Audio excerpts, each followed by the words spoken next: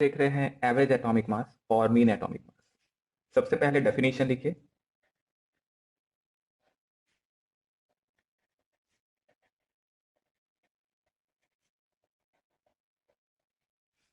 The weighted average of the isotopic masses of the elements naturally occurring isotopes। इसका मतलब हुआ कि जितने भी आइसोटोपिक मासेस हैं नेचुरली ऑकरिंग, उनके मासेस का एवरेज लिया है, एवरेज ऑफ आइसोटोपिक मासेस। सो अगर हम मैथमेटिकली लिखें इसे, this becomes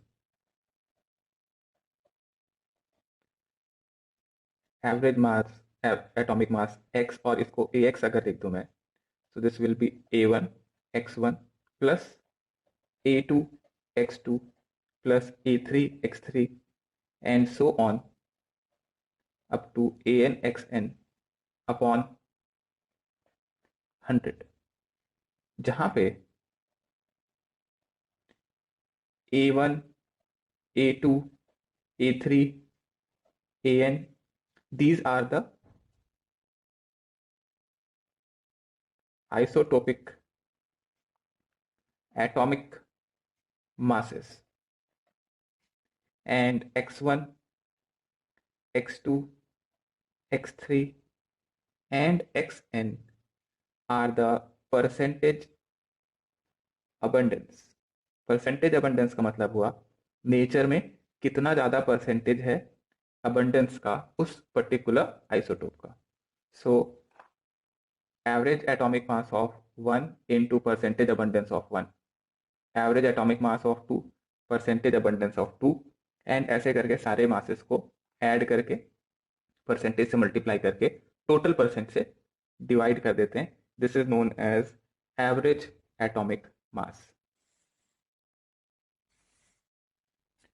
so average atomic mass generally use किया जाता है उन एलिमेंट्स के लिए जो आइसोटोप फॉर्म में एग्जिस्ट करते हैं। फॉर एग्जाम्पल, हाइड्रोजन एग्जिस्ट करता है as hydrogen, it also exist as deuterium, and it also exist as tritium. तो तीन फॉर्म में नेचर में एग्जिस्ट करता है हाइड्रोजन, तीन आइसोटोप है 1 2 एंड 3, तो इनका एवरेज एटॉमिक मास निकाला जा सकता है, right. Similarly chlorine, chlorine exist करता है in the form of chlorine 35 and chlorine 37, chlorine 35 and chlorine 37, these are also isotopes। तो इनका एवरेज एटॉमिक मास हम निकालते हैं। आइसोटोप्स के लिए निकालना है आइसोटोपिक मासेस जिन एलिमेंट्स के एग्जिस्ट करते हैं, उन एलिमेंट्स के लिए ही एवरेज एटॉमिक मास कैलकुलेट किया जाता है। एक एग्जांपल देखते हैं हम क्वेश्चन के फॉर्म में, और उससे फिर हम और अच्छे से इसको समझते हैं। So write down an example.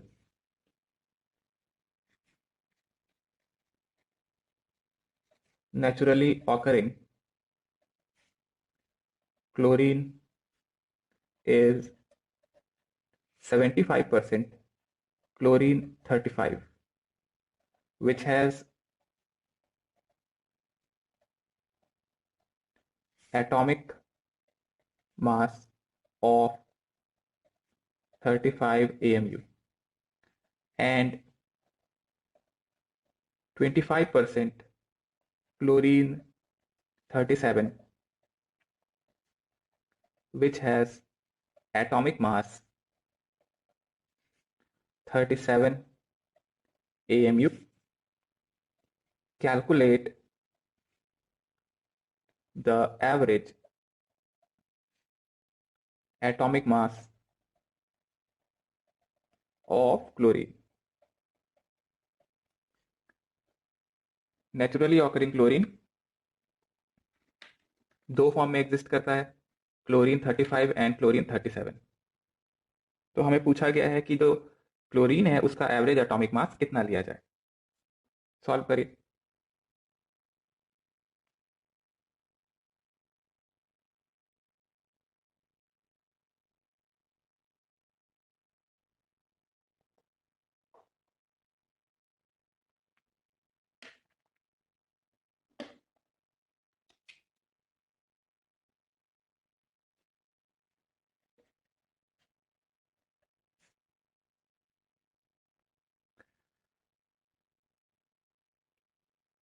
हुआ solve?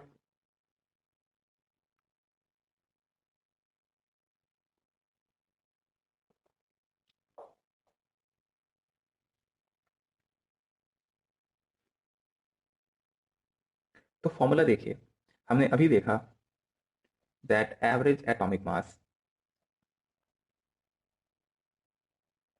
Is percent of one isotope, पहले का percentage, into atomic mass of one isotope plus percent of second isotope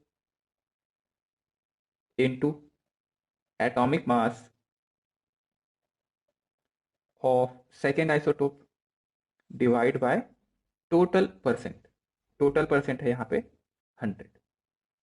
percent of one था 75, एटॉमिक मास ऑफ फर्स्ट था 35, प्लस परसेंट ऑफ सेकेंड था 25 and atomic mass of second था 37, divide by total percent 75 plus 25 that is 100। तो इसको solve किया तो ये आ गया 35.5। अब सवाल ये उठता है कि यूनिट क्या लगाएंगे। तो यूनिट आप देखें, एवरेज एटॉमिक मास का जो यूनिट होगा वो एएमयू में होता है। नोट किया जा सकता है यहाँ पे इस पॉइंट को। नोट पहला, in all calculation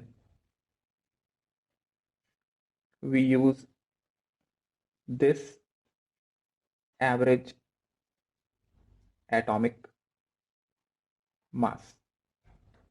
second point, in periodic table we report this mass only। So अगर आप पीरियोडिक टेबल को देखेंगे तो उसके अंदर में आपको ये दिखाई देगा कि क्लोरीन का एटॉमिक नंबर है 17 और मास नंबर अगर वहां देखेंगे तो that is 35.5। Obviously this 35.5 is the average atomic मास। तो पीरियोडिक टेबल में एवरेज एटॉमिक मास ही होगा। और कैलकुलेशंस जो होंगी उनके अंदर भी हम देखते हैं कि एवरेज एटॉमिक मास का ही इस्तेमाल किया जाता है।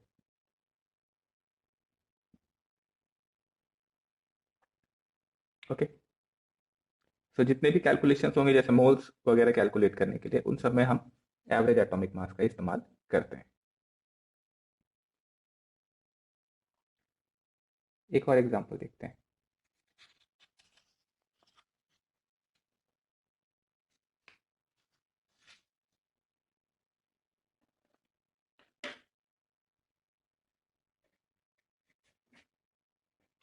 एन हाइपोथेटिकल और अ हाइपोथेटिकल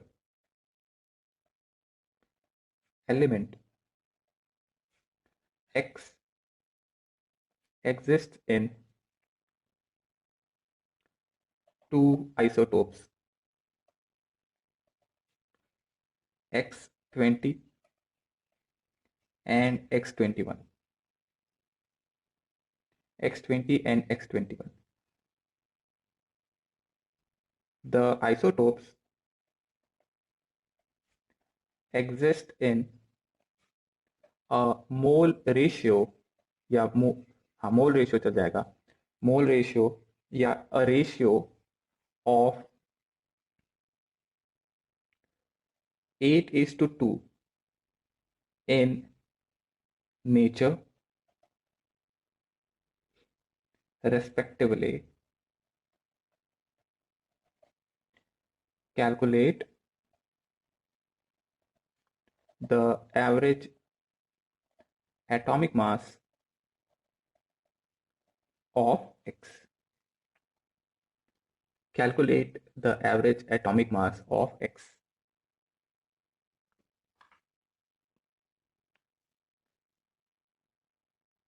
नाउ यहाँ परसेंटेज नहीं दिया है, अब क्या करेंगे हम और किस तरीके से करेंगे, सोचिए थोड़ा सा।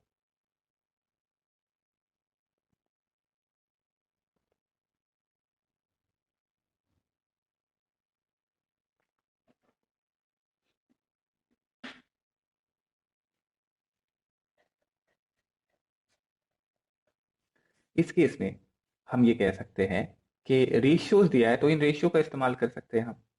So average atomic mass of X will be ratio of 1 into atomic mass of 1 plus ratio of second into atomic mass of second divide by ratio of 1 plus ratio of second. Average निकालने का जो basic formula है उसी को use किया मैंने. So ratio of 1 था 8 into 20 plus 2 into 21 upon 10. Okay, solve करें इसे.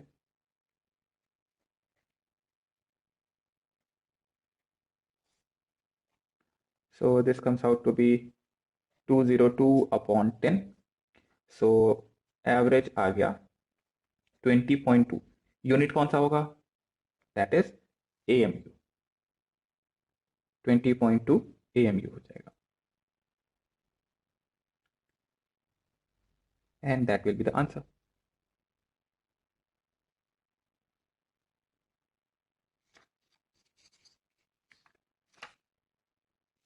नोट कर लो.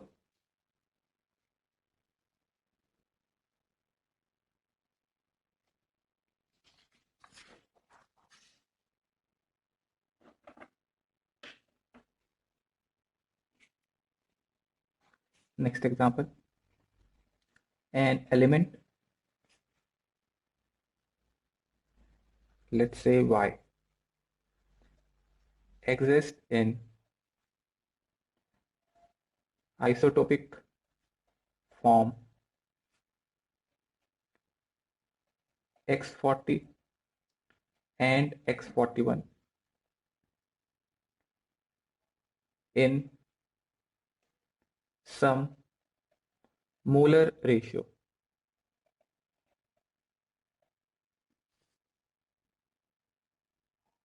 Calculate the average atomic mass of X. Calculate the average atomic mass of X. Option number 1 है 40.0 AMU. Option number B 41.0 AMU.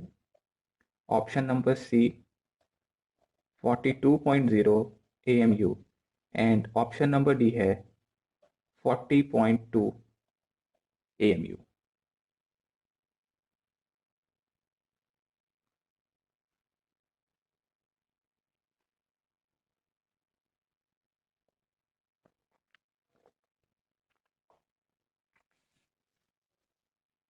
एक minute.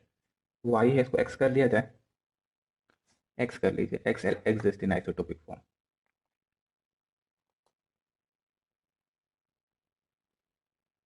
Okay.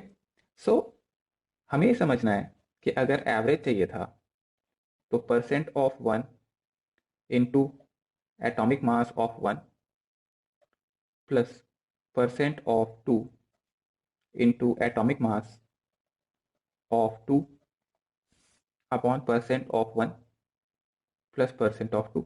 ये था अपने पास formula. But percentages given ही नहीं है.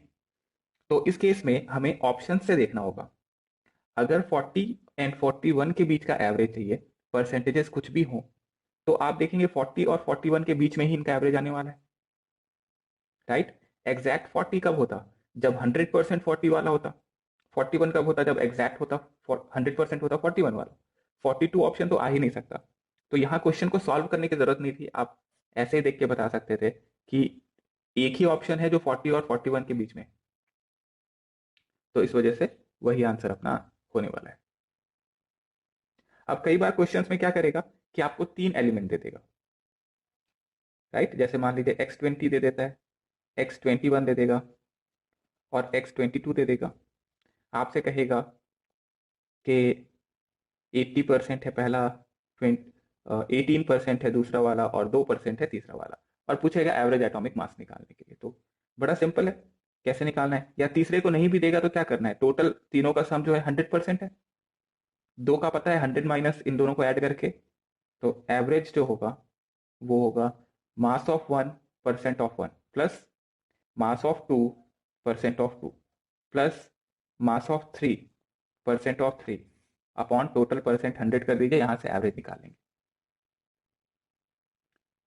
तो ये बात हुई एवरेज एटॉमिक मास कैलकुलेशन की। तो अब आपका डाउट अगर मन में एक होगा कि आप पीरियोडिक टेबल जब देखेंगे तो पीरियोडिक टेबल में आपको ये देखने को मिलेगा कि जितने भी मासेस हैं उन सब पे, जैसे हाइड्रोजन का 1.008 है, इस तरीके से सबका जो मासेस है वो पॉइंट में कुछ ना कुछ वैल्यू आ रहा है। क्यों आ रहा है पॉइंट में, आप समझ में आ रहा है? क्योंकि ये जो मास है ये एवरेज मास है, एवरेज एटॉमिक मास होने की वजह से ये फ्रैक्शन हो गया। अगर एक हाइड्रोजन का देखते तो हाइड्रोजन में एटॉमिक मास, देन ड्यूटीरियम में एटॉमिक मास और ट्रिटियम, इन तीनों आइसोटोप का एवरेज एटॉमिक मास जब निकालते हैं तो पॉइंट में आ जाता है। इस वजह से आप देखें ज्यादातर एलिमेंट का वहां पॉइंट में ही देखने को मिलेगा। देन इसके आगे लिखिए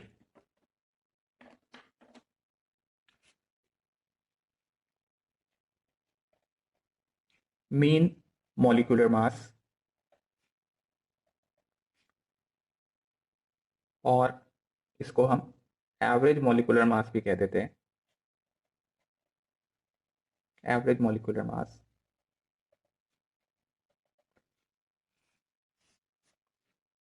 सो लिख लीजिए इसके अंदर the average molar mass of different substance present in the container is N1 M1 plus N2 M2 up to Nn Mn upon N1 plus N2 up to Nn। यहाँ पे M1 M2 Mn, these are the molecular masses, and N1 N2 ये Nn, these can be moles or it can be moles ratio or it can be mole percent. Moles हो सकता है, मोल का ratio हो सकता है, या मोल्स परसेंट हो सकता है, बट मोल्स के टर्म में ही होना चाहिए, मोल्स मास के टर्म में नहीं होना चाहिए, मोल्स के टर्म में चाहिए। तो ऊपर आप देखिए moles of 1 mass of 1, moles of 2 mass of 2, moles of 3 mass of 3, इस तरीके से जितने भी थे सबको जोड़ दिया। डिवीजन में moles of 1 plus moles of 2 plus moles of 3 plus moles of 4, इस तरीके से जोड़ दिया हमने। तो इससे आ जाता है हमारे पास average molecular mass. Average molecular mass किसी एक कंटेनर के अंदर में, तो मान लीजिए एक कंटेनर है, इसके अंदर में 3-4 गैसेस हैं 1 प्लस 2, और इन गैसेस का आप एवरेज मॉलिक्यूलर मास निकालना चाहते हैं तो आप ये फॉर्मूला इस्तेमाल करेंगे मीन मॉलिक्यूलर मास और एवरेज मॉलिक्यूलर मास का। एक एग्जांपल से इसको समझ लीजिए, बहुत ही सिंपल सा है, सीधा सा फॉर्मूला लगाना है आपको, कोई कॉम्प्लिकेशन इसमें है नहीं।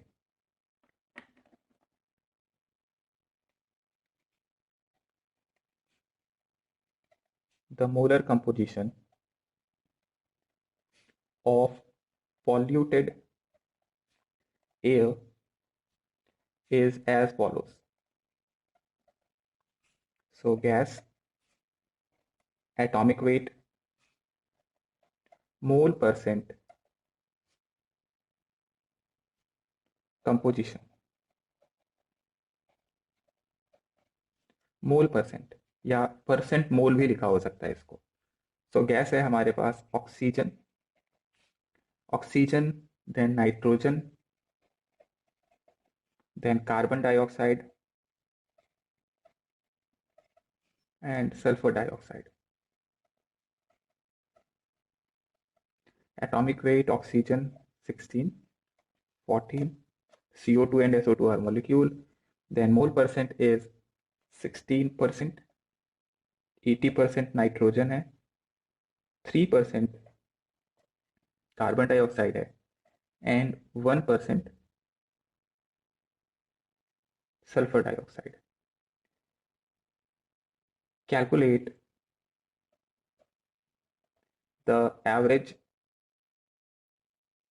molecular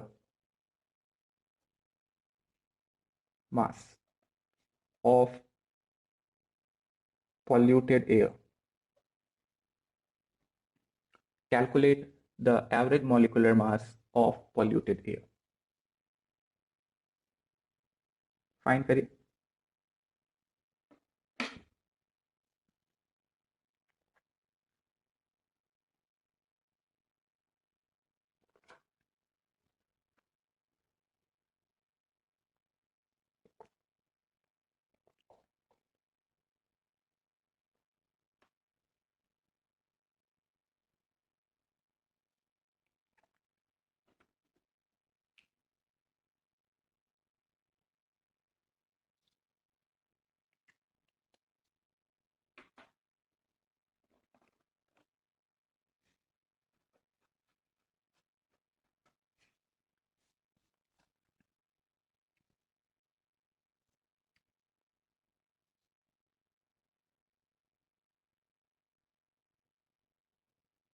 ओके, सो ऑक्सीजन का एटॉमिक वेट दे रखा है। अगर मैं मॉलिकुलर वेट देखूं तो ऑक्सीजन एग्जिस्ट करता है in the form of O2, nitrogen exist करता है in the form of N2, carbon dioxide CO2, sulphur dioxide SO2।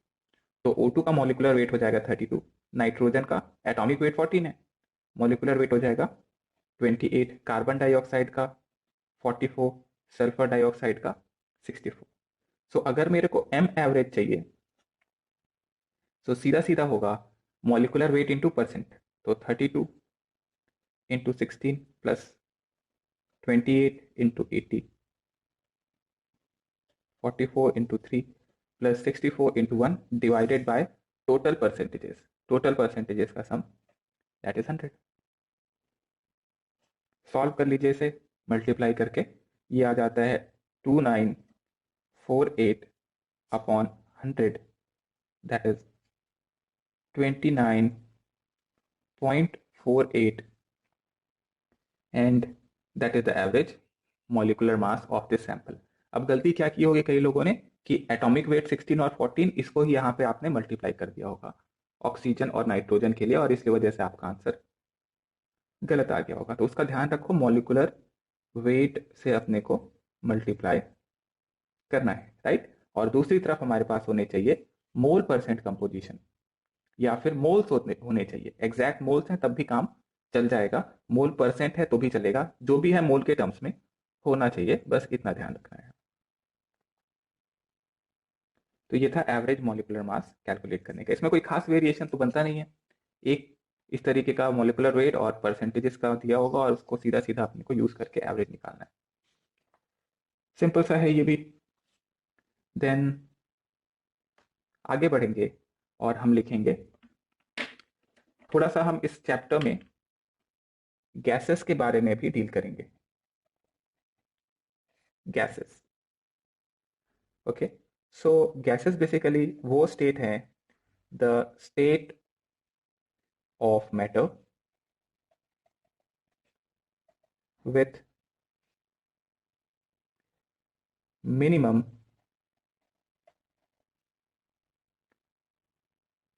attraction force between molecules and maximum distance between particles। Also एक point और जो देखने लायक है वो ये है that gases have great uniformity in behavior। So gases basically ऐसा state है जहां पे मॉलिक्यूल्स के बीच में फोर्स ऑफ अट्रैक्शन मिनिमम हो जाएगा और मॉलिक्यूल्स के बीच में डिस्टेंस मैक्सिमम हो जाएगा. Distance between the particle will increase and the molecules force of attraction between the molecule will decrease.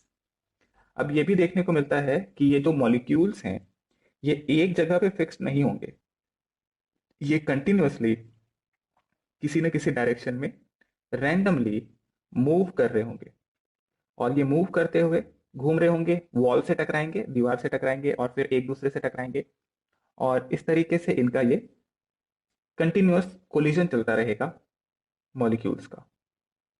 और इस कंटिन्यूअस कोलिजन की वजह से पार्टिकल्स हमेशा एक फोर्स लगाते रहेंगे वॉल्स ऑफ द कंटेनर पे.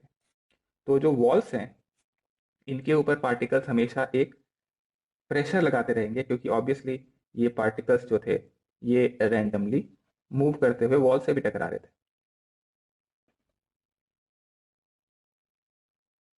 तो ऐसा स्टेट जहां फोर्स ऑफ अट्रैक्शन मिनिमम हो उसको कहते हैं हम गैसियस स्टेट,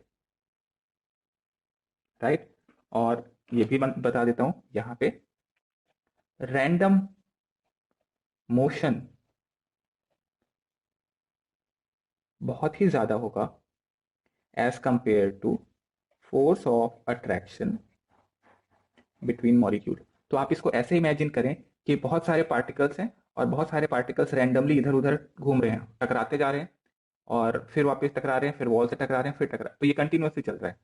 तो आप बहुत छोटे छोटे बॉल्स इमेजिन करें जो कंटिन्यूसली रैंडमली मूव कर रहे हैं. इस तरीके से इसको आप इमेजिन कर सकते हैं गैस को. नाउ आगे बढ़ते हैं और मैं सीधा सीधा आता हूं. अच्छा, एक दो पॉइंट और लिख लो जो कि हमें पता था पहले से. वो है gases do not have definite shape and volume, and gases possess high diffusibility. यानी कि अगर आप दो गैसेस रख लें, तो लेट्स से ये मैंने दो कंटेनर लिया और इनको बीच से मैंने इस तरीके से सेपरेट कर दिया. एक तरफ लिया हाइड्रोजन और एक तरफ लिया ऑक्सीजन और ये बीच में जो पार्टीशन था उसको मैंने रिमूव कर दिया. अब क्या होगा, अब इसके आगे क्या होगा, जैसे ही आप पार्टीशन रिमूव करोगे आपको ये देखने को मिलेगा दैट H2 और O2 में H2 दूसरी तरफ निकलने लगा, O2 दूसरी तरफ निकलने लगा और एक टाइम के बाद आपको H2 O2 दोनों ही दिखने लगेंगे दोनों कंटेनर में. यानी कि आप कुल मिला के कह सकते हो कि ये दोनों गैसेस मिक्स हो गए. ये जो मिक्सिंग ऑफ गैसेस है इसको बोलते हैं डिफ्यूजन. और क्योंकि यहां बहुत अच्छे से मिक्स होने की टेंडेंसी है तो इसको बोलेंगे हाई डिफ्यूजिबिलिटी. सो गैसेस कंप्लीटली मिक्स हो जाते हैं एक दूसरे में और उसको बोलते हैं हम हाई डिफ्यूजिबिलिटी गैसेस के अंदर में देखने को मिलता है. क्यों होता है ऐसा, तो आप कह सकते हो कि गैसेस के बीच में बहुत सारा एम्प्टी स्पेस होता है, पार्टिकल्स बहुत दूर दूर होते हैं, इस वजह से ये बहुत आसानी से मिक्स हो जाते हैं. हाई डिफ्यूजन इसके अंदर में देखने को मिलता है. ओके, देन गैसेस को मेजर कैसे करें, उसके लिए हमारे पास प्रॉपर्टीज जो हैं उनके बारे में एक बार बात कर लेते हैं. लिखिए इसके आगे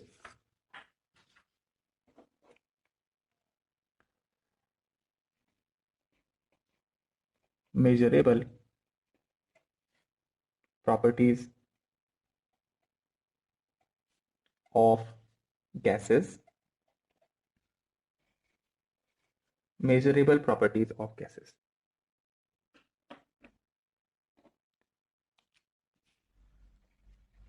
The characteristics of gases can be described fully in terms of four parameters or measurable properties. So basically किसी भी गैस को अगर आपको डिफाइन करना है तो आपको 4 पैरामीटर्स की जानकारी होनी चाहिए, जिनको हम यहाँ मेजरेबल प्रॉपर्टीज भी कहते हैं। तो ये 4 पैरामीटर्स जो है ये आप पहले से, आपको थोड़ा बहुत आइडिया है इसके बारे में। जैसे कि देखते जाइए। नंबर 1 पहला है वॉल्यूम। हम जानते हैं वॉल्यूम क्या होता है। वॉल्यूम को रिप्रेजेंट करते हैं यहाँ पे वी से। किसका वॉल्यूम? Of gas. जिस भी गैस को आप देखना चाहते हो उस गैस का वॉल्यूम। दूसरा मेजरेबल प्रॉपर्टी है प्रेशर। प्रेशर जो कि कंटेनर, जिस गैस को आप मेजर कर रहे हो उस गैस के कंटेनर में जो वॉल पे प्रेशर लग रहा है, दीवारों पे जो प्रेशर लग रहा है, उसको प्रेशर को कह रहे हैं पी। प्रेशर को रिप्रेजेंट कर रहे हैं पी से। Then third one is temperature. Temperature को रिप्रेजेंट करते हैं कैपिटल टी से। एंड फोर्थ पैरामीटर है amount of gas. Amount of gas, इसको आप मोल्स ऑफ गैस भी लिख लें। मोल्स ऑफ गैस इसको रिप्रेजेंट करते हैं एन से। Right. Amount of gas, moles of gas, volume, number of molecules, इस तरीके से हम लिख सकते हैं। तो हमारे पास 4 पैरामीटर हो गए। एक हमारे को चाहिए वॉल्यूम का पैरामीटर, एक चाहिए प्रेशर का पैरामीटर, एक टेम्परेचर का पैरामीटर चाहिए, और एक अमाउंट ऑफ गैस का पैरामीटर चाहिए। तो ये 4 पैरामीटर्स जो हैं इनको यूज करके हम लोग डिफाइन कर सकते हैं किसी भी गैस को। So these are the 4 measurable properties. अब इनके बारे में, इनकी यूनिट्स क्या होंगी उनके बारे में थोड़ा सा चर्चा करेंगे हम यहाँ पे। So first one is volume.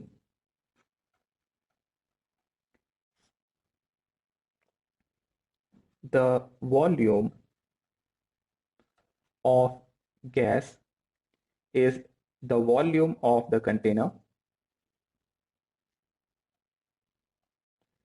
या फिर आप बोल सकते हो vessel in which gas is present. So basically आपको अगर गैस का वॉल्यूम मेजर करना है तो आप बस कंटेनर का वॉल्यूम मेजर कर लो। कंटेनर का जो वॉल्यूम है वही वॉल्यूम ऑफ गैस हो जाएगा। The volume of the container will be the volume of gas. अब बात करें यूनिट की, तो यूनिट वाइज आपको देखने को मिलता है that volume is expressed in litre, millilitre, then there is metre cube, there is centimetre cube, and so on. Gallon वगैरह भी होगा, बट हम यहाँ पे litre, millilitre, metre cube, centimetre cube की बात करेंगे। अगर इनके बीच में रिलेशनशिप देखना है तो हम लिख सकते हैं that 1 litre is 1000 milliliter. This is not possible. ऐसा कभी नहीं हो सकता है कि आपका कंटेनर बड़ा हो और गैस उसके अंदर में कम हो। सो लेट से आपके पास एक ये कंटेनर है, तो ऐसा नहीं हो सकता कि इस कंटेनर में सिर्फ आधे में गैस भरा हुआ है और आधा कंटेनर खाली है। क्यों? क्योंकि गैसेस एक्सपैंड होते हैं। तो गैसेस एक्सपैंड होते हैं तो वो फैलेगा, और वो फैलेगा तो पूरा का पूरा कंटेनर जो है वो ऑक्यूपाई कर लेगा। राइट। तो ऐसा लिक्विड और सॉलिड की तरह नहीं हो सकता कि आपने एक ग्लास लिया, ग्लास में पानी भरा तो आधा ग्लास भर गया, आधा ग्लास खाली। ऐसा कभी नहीं होता, बिकॉज गैसेस एक्सपैंड हो सकते हैं। तो क्योंकि ये एक्सपैंड हो सकते हैं तो ये वैक्यूम नहीं क्रिएट होगा, खाली जगह नहीं होगा, वो पूरा का पूरा वॉल्यूम गैस ऑक्यूपाई करेंगे। सो हम ये इसको कहते थे इनफाइनाइट एक्सपेंडेबिलिटी। राइट। जैसे हम जानते हैं कि हमारे पास एक छोटे से कंटेनर में अगर गैस भरा था, उसको मैं खोल दूं और बड़े कंटेनर में ला दूं तो पूरा का पूरा जो बड़ा कंटेनर था वो ऑक्यूपाई हो जाएगा। देन और बड़े कंटेनर में डालोगे तो और ज्यादा वॉल्यूम, मतलब वो फैलता चला जाएगा। तो पहले अगर ये एक छोटे से वॉल्यूम में था तो मॉलिक्यूल्स बहुत करीब थे इनमें। जैसे ही आप इसको एक बड़े कंटेनर में ले गए, मॉलिक्यूल्स दूर दूर चले गए, फैल गया वो। इसको और एक बड़े कंटेनर में ले गए तो मॉलिक्यूल्स थोड़े और दूर हो गए। लेकिन ऐसा कभी नहीं होगा कि स्पेस खाली छूट जाए। गैसेस हाईली एक्सपेंडेबल होते हैं, या इसको बोलते हैं इनफाइनाइट एक्सपेंडेबिलिटी। तो जितना भी स्पेस मिलेगा वो पूरा का पूरा ऑक्यूपाई कर लेगा। जितना दोगे उतना उसके लिए उस उतने में फैल जाएगा, तो ये एक्सपैंड हो सकता है। और क्योंकि गैसेस एक्सपैंड हो सकते हैं इस वजह से जो भी कंटेनर का वॉल्यूम है उसको अपन गैस का वॉल्यूम ले लेते हैं। ये इनफाइनाइट एक्सपेंडेबिलिटी एक प्रॉपर्टी होती है जो कि देखिए सॉलिड और लिक्विड में नहीं होती, लेकिन गैस में होती है, because of the random motion, right. जैसे एक परफ्यूम का आपके पास बॉटल था, उसको आपने जैसे स्प्रे किया, क्या हुआ? अब वो परफ्यूम फैलने लगा, और वो फैलते फैलते क्या करेगा? पूरा रूम ऑक्यूपाई कर लेगा। अगर आप रूम खोल दोगे तो पूरे घर में फैल जाएगा, राइट। जैसे गैस जो हम सिलेंडर यूज करते हैं, उसमें लिक्विफाइड पेट्रोलियम गैस होती है, उसको आप जैसे ही ओपन करो क्या होता है? वो फैलना शुरू होता है। फैलना शुरू होता है, किचन ऑक्यूपाई कर लेगा, फिर और आप छोड़ दोगे तो पूरा का पूरा घर ऑक्यूपाई कर लेगा। उसको खुला छोड़ दो तो पूरा का पूरा स्पेस में पूरा का पूरा अर्थ के सरफेस पे फैल जाएगा। तो इस तरीके से अपन मान के चलेंगे कि इनफाइनाइट एक्सपेंडेबिलिटी होती है, तो जो भी आप कंटेनर दोगे वो पूरा का पूरा कंटेनर ऑक्यूपाई कर लेगा। और इसीलिए हम लोग क्या करें, सीधा सीधा वॉल्यूम ऑफ कंटेनर को मेजर कर लें अगर हमें वॉल्यूम ऑफ गैस फाइंड करना है तो। क्योंकि इसका फिक्स्ड वॉल्यूम नहीं होता, तो जिस भी कंटेनर में आपने रखा है उस कंटेनर का वॉल्यूम लेना होगा। क्लियर है पॉइंट? क्यों ऐसा हुआ? देन यूनिट पे आते हैं वापस से। 1 लीटर इज 1000 मिलीलीटर। एक 1 मिलीलीटर, अगर 1 मिलीलीटर यहीं से देखें तो 1 मिलीलीटर इज 10⁻³ लीटर।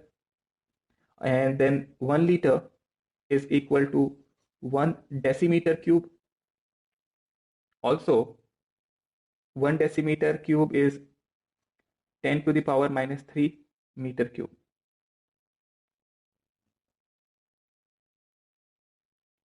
और अगर एक और देखें, 1 metre cube is 10⁻³ liter, which is also equal to 10⁻⁶ milliliter. And 1 millilitre कितना होता है? लिख लो, 1 millilitre is 1 centimetre cube.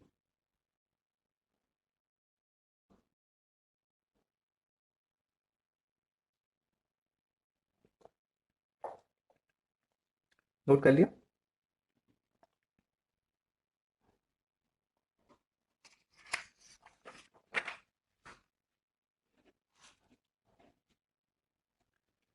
Then second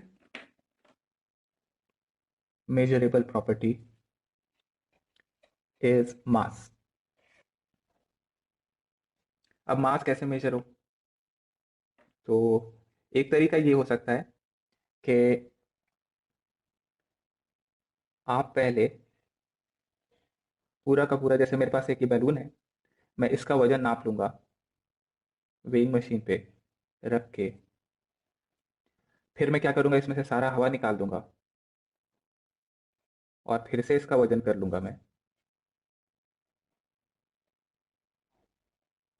और फिर से जो वजन आएगा और इन दोनों वेट्स का डिफरेंस जो होगा वो मुझे बता रहा होगा कि गैस जो कि कंटेनर के अंदर, जो इस बैलून के अंदर है, वो कितनी थी। बिकॉज सेकेंड वाले मेजरमेंट से मुझे बैलून का जो सरफेस है, बैलून का जो वॉल है, उसका वेट मिल जाएगा।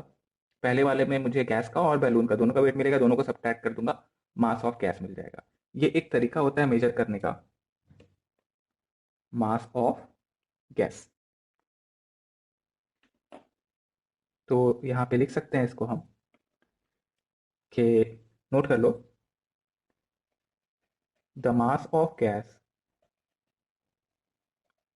Can be determined by weighing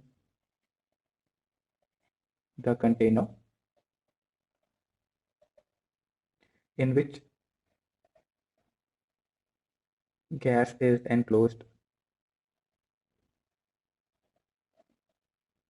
and again weighing the container after removing the gas. The difference between the two weights give the mass of the gas. The difference between the two weights give the mass of the gas. खैर, अपने को जो काम का है वो है moles, moles of gas. और मोल्स ऑफ गैस क्या होता है हम ये देख चुके थे। मोल कंसेप्ट से हमने देखा था मास अपॉन मोलर मास या ग्राम molecular mass. So mass upon molar mass will give the moles of gas. और मोल्स ऑफ गैस इंपॉर्टेंट है पैरामीटर जिसकी हमको जरूरत पड़ने वाली है। सो मोल्स को अगर आप रिप्रेजेंट करना चाहते हो n से, तो this can be represented as n। और मास को अगर m से रिप्रेजेंट कर रहे हैं और ग्राम मॉलिक्यूलर मास को कैपिटल M से, तो n is equal to small m upon capital M। That will be the moles of a gas, mass of gas upon gram molecular mass.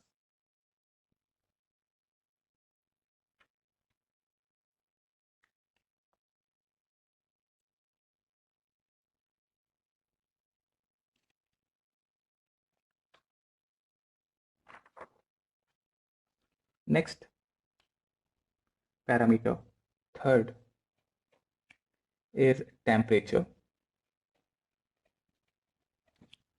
Temperature, which is represented by capital T. So we can see that gases expand on increasing temperature.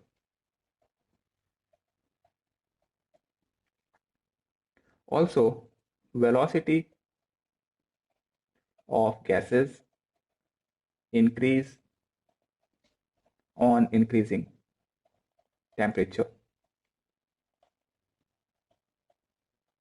So अगर आप देखना चाहते हो temperature और velocity के बीच में relationship, तो उसको आप ऐसा देख सकते हैं that temperature is directly proportional to v square.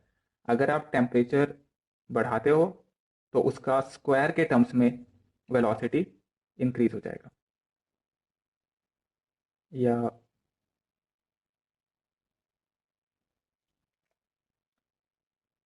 Okay, velocity and temperature का रिलेशनशिप। तो फिर प्रोपोर्शनैलिटी बता रहा हूं मैं यहाँ पे। सो होता ये है कि आप ऐसे समझो कि कंटेनर जो है इसके अंदर बहुत सारा गैस पार्टिकल है, और गैस पार्टिकल कैसे थे, अपना अपना रास्ता इधर उधर घूम रहे थे, टकरा रहे थे। तो आपने इसको हीट करना शुरू कर दिया।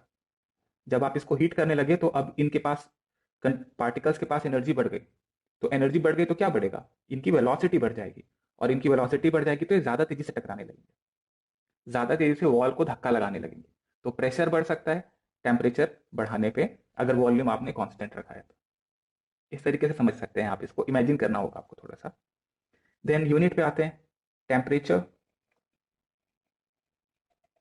Is measured in degree centigrade, Fahrenheit scale, Kelvin scale, Kelvin scale, then Fahrenheit था ये, डिग्री सेंटीग्रेड, ये कुछ हमारे नॉर्मल मेजरमेंट के तरीके होते हैं। एक एसआई यूनिट होता है, लिख लो, SI unit of temperature measurement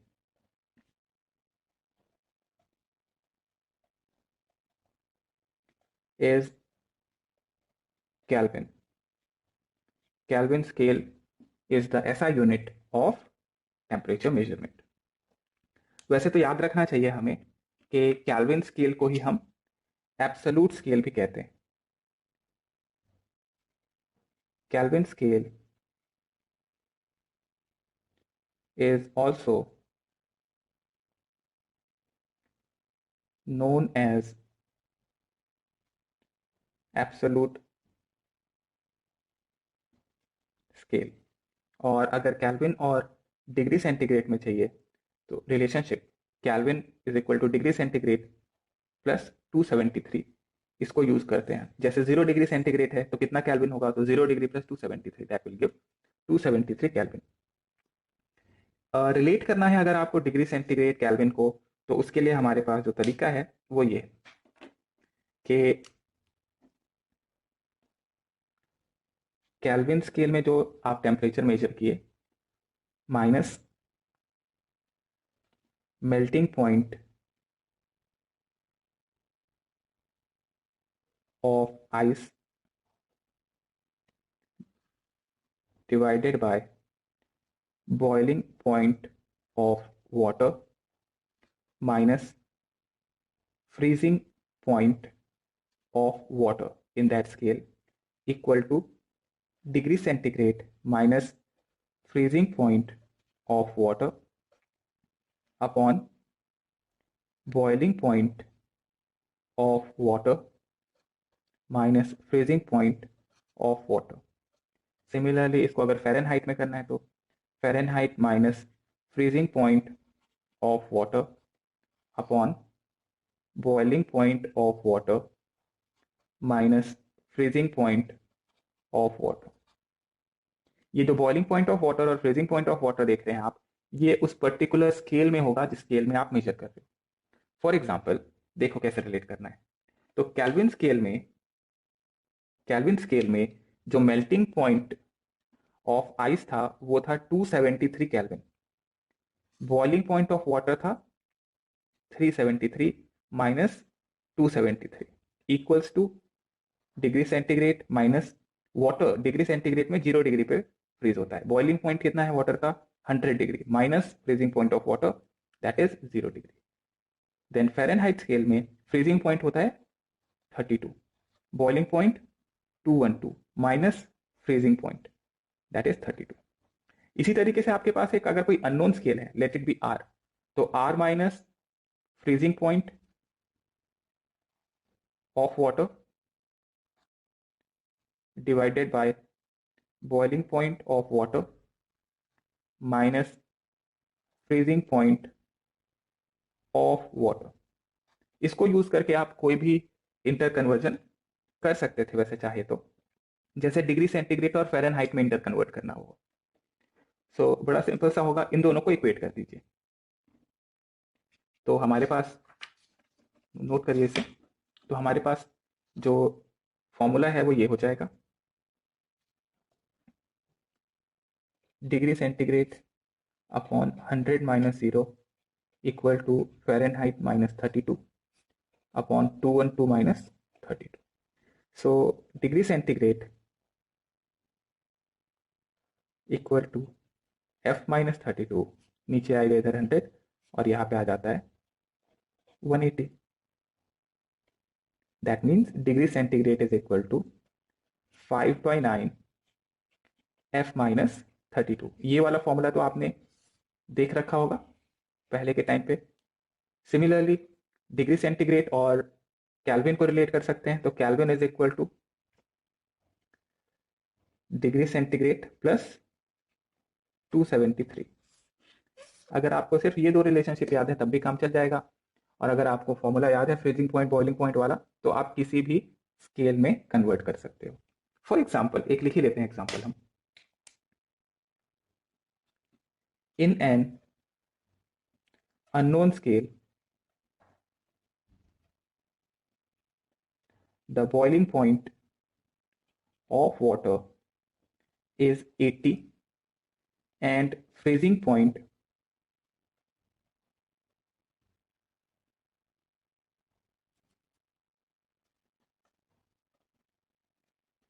of water is 0.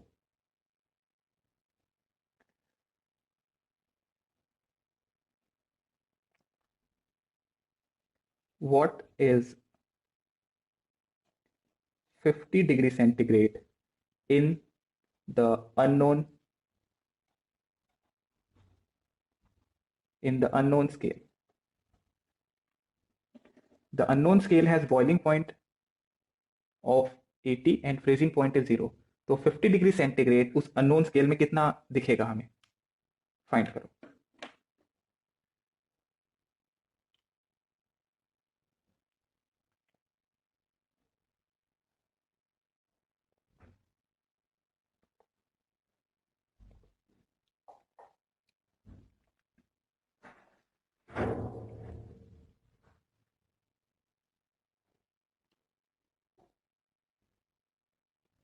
Okay देखिए, तो हम ये कह रहे हैं कि 50 डिग्री सेंटीग्रेड है, ठीक है, 50 डिग्री सेंटीग्रेड, तो 50 minus freezing point of water degree centigrade में 0, boiling point of water 100, freezing point of water 0।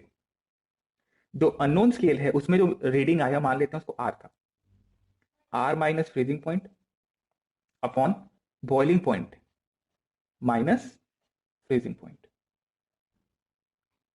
Are measure करना था मुझे, सो आर की वैल्यू कितने आगे देखिए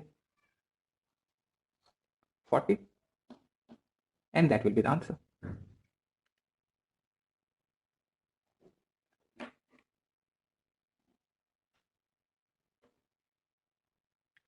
ठीक है,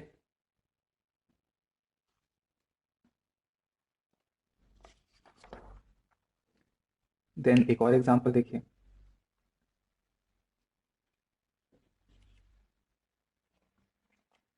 at what temperature the reading in degree centigrade and Fahrenheit scale become equal? At what temperature the reading in degree centigrade and Fahrenheit scale become equal? Find करना है वो टेम्परेचर, डिग्री सेंटीग्रेड में निकाल लो जहां पे फ़ारेनहाइट और degree centigrade equal दिखाई देंगे।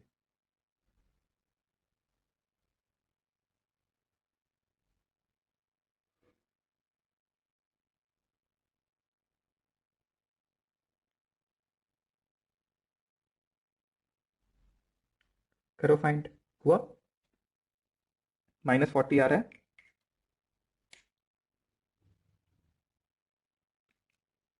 सो नहीं पता हमें तो let the temperature be something, assume कर लिया जाए variable, let the temperature be X. अभी मैंने बताया कि अगर डिग्री सेंटीग्रेड स्केल में देख रहे हो तो x minus freezing point upon boiling point minus freezing point, Fahrenheit scale में भी दोनों में टेम्परेचर तो सेम आने वाला है, तो यहाँ भी x होगा, x minus freezing point boiling point minus freezing point.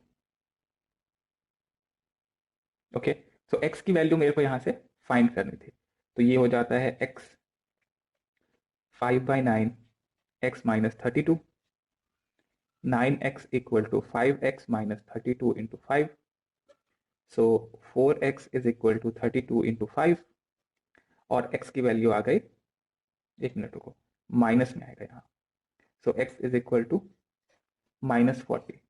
तो इस -40 पे आपको डिग्री सेंटीग्रेड और फ़ारेनहाइट स्केल दोनों पे रीडिंग सेम दिखाई देगी।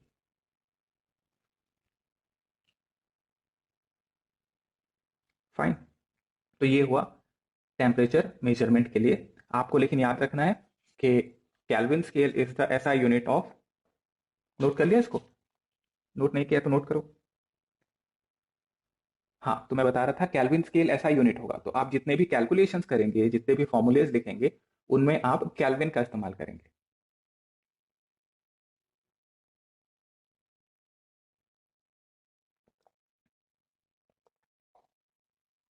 हो गया नोट, आगे बढ़े।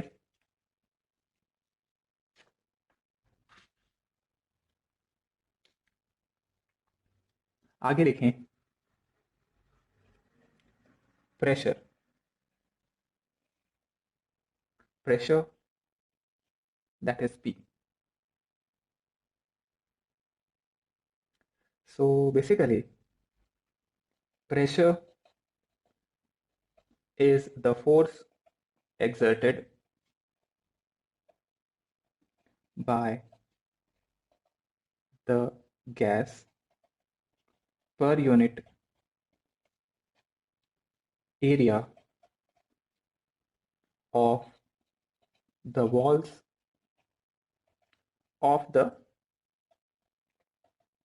container. So mathematically अगर हम देखें तो pressure is equal to force upon area, force F, area A. We know that force is mass, that is M, into acceleration A upon area, area हो जाएगा कैपिटल। तो pressure is equal to force upon area, force होता है mass into acceleration into area. Basically इसको ऐसे समझा जा सकता है कि अगर आपके पास एक कंटेनर है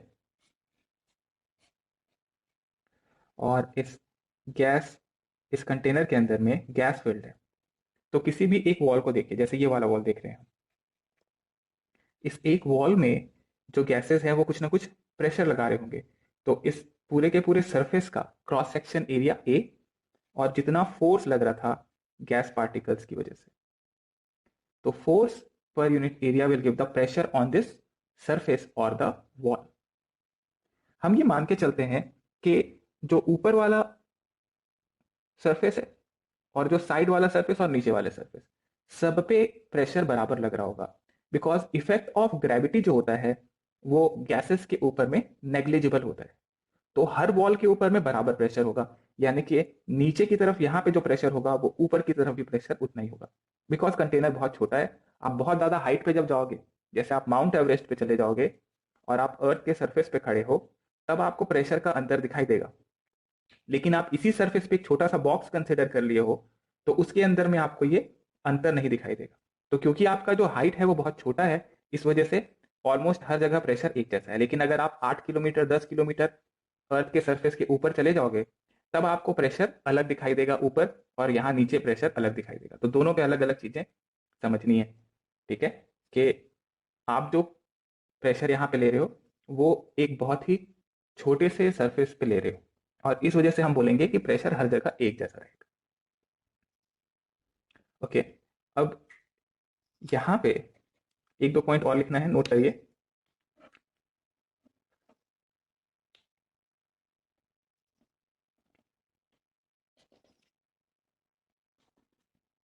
pressure pressure exerted by a gas due to its kinetic energy। Kinetic energy मतलब मैं कह रहा हूं रैंडम मोशन से जो कोलिजन हो रहा था उसकी वजह से। And kinetic energy increases with increase in temperature. जैसे जैसे टेम्परेचर बढ़ाएंगे वेलोसिटी बढ़ेगी, वेलोसिटी बढ़ेगी तो काइनेटिक एनर्जी बढ़ेगी। काइनेटिक एनर्जी हम जानते थे, काइनेटिक एनर्जी कितना होता था, दैट इज हाफ mv²। और टेम्परेचर के बढ़ने पे v² बढ़ेगा, तो काइनेटिक एनर्जी बढ़ेगी और इस वजह से प्रेशर भी बढ़ जाएगा। तो आप यहाँ पे रिलेट करना चाहते हो तो आप ऐसे लिख सकते हो that temperature is directly proportional to kinetic energy. Temperature के बढ़ने पे काइनेटिक एनर्जी बढ़ेगी और इस वजह से प्रेशर भी बढ़ जाएगा।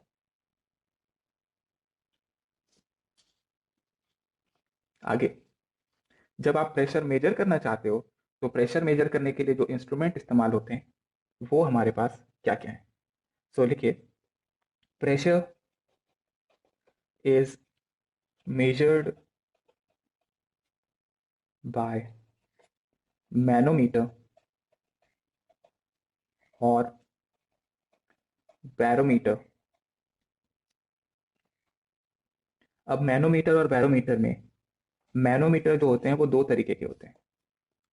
एक होता है open and manometer and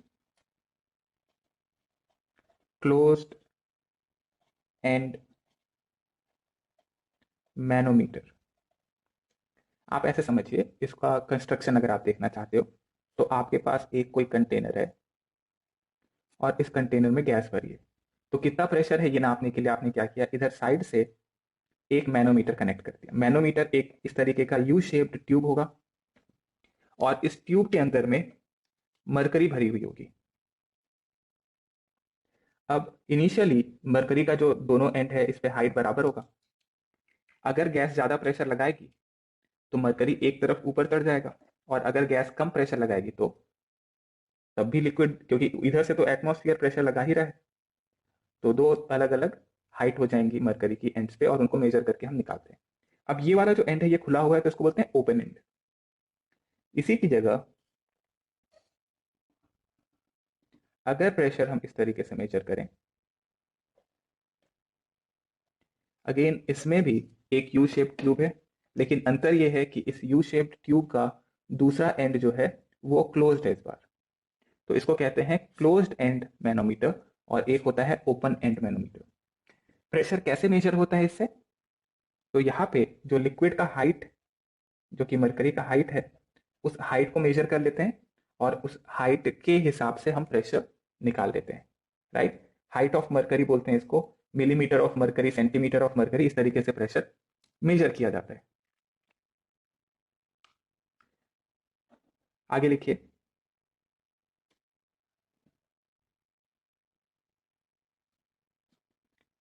the SI unit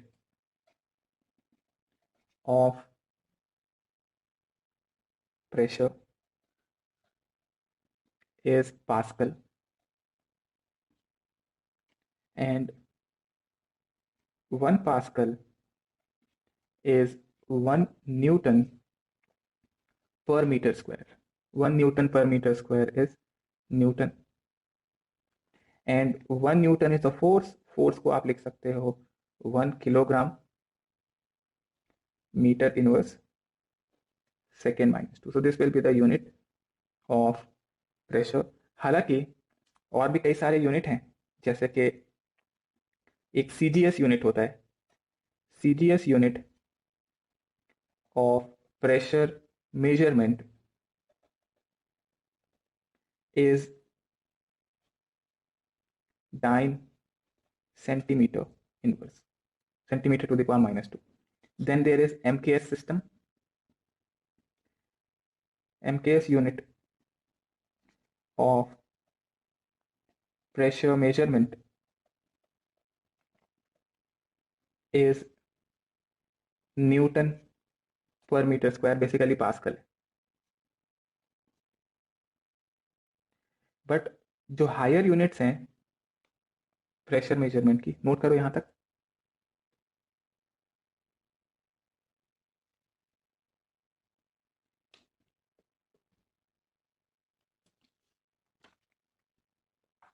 okay, लिखिए।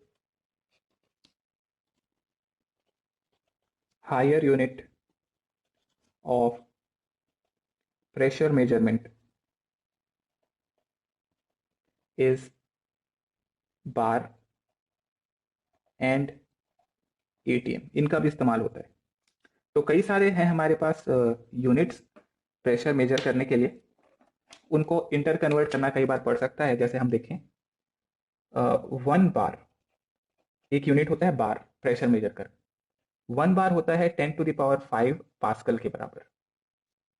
Then there is 1 ATM, 1 atmosphere भी कहते हैं इसको। 1 एटमॉस्फेयर STP में याद है हमने पढ़ा था 1 ATM प्रेशर। 1 ATM प्रेशर होता है 1.013 into 10 to the power 5 pascal. Then एक यूनिट होता है 1 millimetre of mercury. 1 millimetre of mercury क्या है? तो आपने जो अभी मैंने बताया था मैनोमीटर में, जो लिक्विड कॉलम के बीच में जो हाइट का डिफरेंस था, तो ये हाइट का जो डिफरेंस था, इस हाइट के डिफरेंस को आप मरकरी के टर्म्स में मेजर कर रहे हो। तो कितना हाइट है? 10 millimetre of mercury, 12 millimetre of mercury. इस तरीके से जो हाइट ऑफ मरकरी आएगी H, इसको मेजर किया है। तो 1 मिलीमीटर ऑफ मरकरी को कहते हैं 1 torr. Okay, 1 millimetre of mercury is 1 torr. And ATM के बीच में कन्वर्जन ये है that 1 ATM is equal to 760 millimetre of mercury. तो अगर हम 1 मिलीमीटर ऑफ मरकरी को निकालना चाहते हैं पास्कल में, तो 1 मिलीमीटर, तो एक एग्जांपल मैं यहां दे देता हूं। बताओ, arrange in increasing order, arrange in increasing order. 1 atm, अब इंक्रीजिंग ऑर्डर किसका, magnitude wise, 1 atm, 1 bar, 1 torr, 1 millimeter of mercury and 1 centimeter of mercury. इनको इंक्रीजिंग ऑर्डर में अरेंज करना है कि कौन इनमें सबसे बड़ा है, कौन उसके बाद सेकेंड नंबर पे और कौन थर्ड नंबर पे, इस तरीके से आपको अरेंज करना है.